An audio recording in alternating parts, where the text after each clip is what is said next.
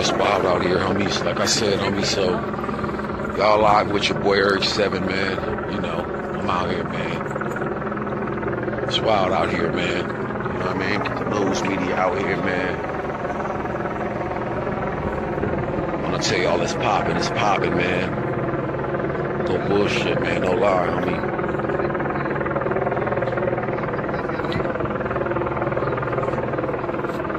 That's them up on the roof right there. That's them getting them off the roof right there.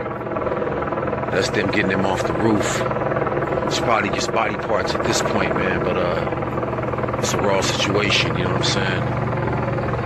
It's crazy, man. So many.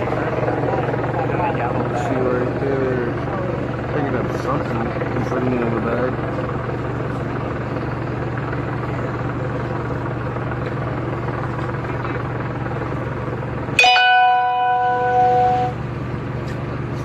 You gotta assume it's just body parts, man. If you came out of a plane, you know, from that far up, you gotta assume it's just body parts, man. You know what I mean? Yeah, you ain't gonna be able to go down there, real G. You can't go home. You can get stopped, frisked, and harassed, though, but you can't go home, though. They gonna stop you, frisk you, and harass you. You can't cross that yellow tape, OG. Crime scene. Can't cross that yellow tape. You gonna mom through? My nigga from there. It's all good. He wild with it. Look, somebody already coming to get it. By the cameraman, like, what the fuck is you doing? Yeah, man. Body parts, man. Body parts, man. Lord have mercy.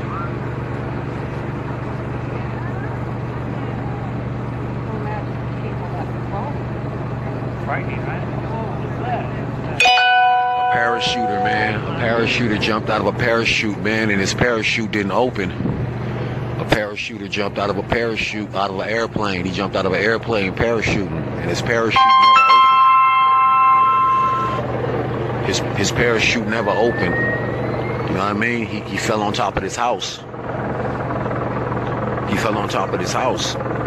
His parachute never opened. If you turn your news on right now, it's on the news. They go to news trucks right here. It's on the news.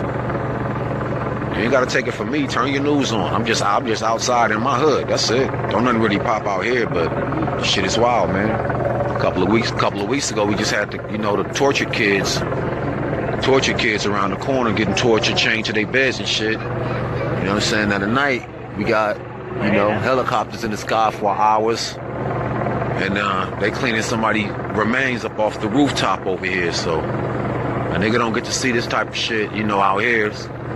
We left the hood just so we don't have to be around all this wildness and shit. And now the pop off is the pop off, and the pop off is for real. Shit happening like right in the neck of the right in your neck of the fucking woods. You know what I mean? I was used to. We live here, right in the corner, but that's, the top of all here, so we all. But you didn't hear like a thump or anything like that? For sure. We heard the main plane hovering longer than usual. I live in the neighborhood as well.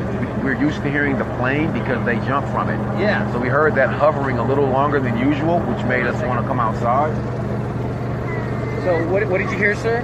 We actually heard the main plane that they do the skydives from. We heard that plane actually hovering a little longer than it hovers. We're accustomed to hearing it go over the neighborhood because they do the skydiving. It's up the street. So we're accustomed to hearing it actually go over the neighborhood. We're not accustomed, however, to hearing it just hang up there and just buzz over us for a long time. And I think they were coming back to make another pass to see exactly what had happened. How sad is this? It's tragic. We watched the skydive. It's right down the street. A lot of people are interested in it. It's kind of like a thing to do when you come out to this part of town, to Paris. They ask you to do a tandem jump. They have some training and stuff that goes with it. My heart goes out to that. I mean, they are a close community, the divers. My heart goes out to him and his family. This is a super tragedy, especially for something that's an attraction in our city. Lastly, can you talk a little bit about the fear that something like this could eventually happen, landing on top of somebody's roof? No, it's not a fear. We see them all the time. They land in our neighborhoods all the time. They land on the street with their parachutes, and someone has to pull up in a van and come pick them up and drive them back over to the actual site. So we see them in the neighborhoods gathering up their chutes out of the street, but a chute not opening. You know, we've seen that more towards the actual site of the field, not in our neighborhood, not on our street. Lastly, do you think something needs to be done so this doesn't happen again? I definitely think that they should put some type of regulation together or some kind of extra training so that this type of tragedy doesn't befall us. Because this is just incredible. This is the beginning of the year. We're barely 20 days into the new year, and you know, and I live in this neighborhood with the thing going on around the corner with the kids chained to their beds. This is a couple of tragic blows within a couple of weeks, especially that we're not accustomed to. You know, I left the city, lived in LA, Gardena, downtown Los Angeles area, lived in the city, left the city to get away from the craziness, and then I'm just like, you know, there's no escape. It's gonna be a little craziness everywhere. What's your first name, sir? I'm Gerald. Gerald, how you spell Gerald? Gerald. And what's your last name, Gerald? And how you spell Rish. And you live right around the corner? Right around. Thank you, Gerald. You did a great job. Thank you for your time, sir. Thank you. Thank you. Yes, sir. I'm sorry. I came outside looking like a bozo. Look at my feet. Look. Nigga got on PJs. I came outside like, damn, did I leave watch to get away from this type of shit? Ghetto bird, you know, you sit out there smoking weed. What's going on? I gotta go outside and see what's happening. Make sure they ain't rolling up on my block. At least put my stash away real quick. Yeah, so y'all gonna see me on the news. Y'all might mess around and see that, man. I just got interviewed out here looking crazy. That's why you can't leave. My mom always say, don't, you know, get the cold boogers out your eyes and brush your teeth and stuff. If y'all saw how I was looking, y'all wouldn't believe they just interviewed your boy out here. All right, you should have a good one, man. Yo. Well, wait till Kiki see you. Yeah, man, ain't that finna be bananas? Probably on at 8 o'clock, looking nuts. Out here looking straight nuts like grave nuts. I should have really embarrassed her and took the hoodie off and showed the bald spot and all that. She would have been like, oh shit, I don't know this nigga. So I kept the hoodie on though. Hey, y'all be easy, man, on live, man. I'm about to get up out of here, man. But yeah, the skydiver, man, he didn't make it, man. He jumped out of a plane, man, and his chute did not open, man. His chute did not open, man. And God bless him and his family, man. And Lord have mercy, everybody involved, man. It's just a tragedy, man. Nah, his chute never opened. Way over there. Exactly. Well,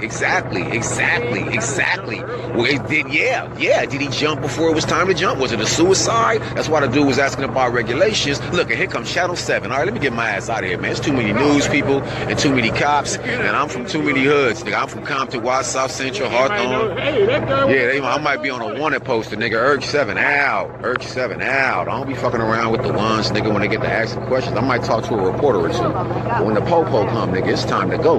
Oh, is that the po-po? Time to go.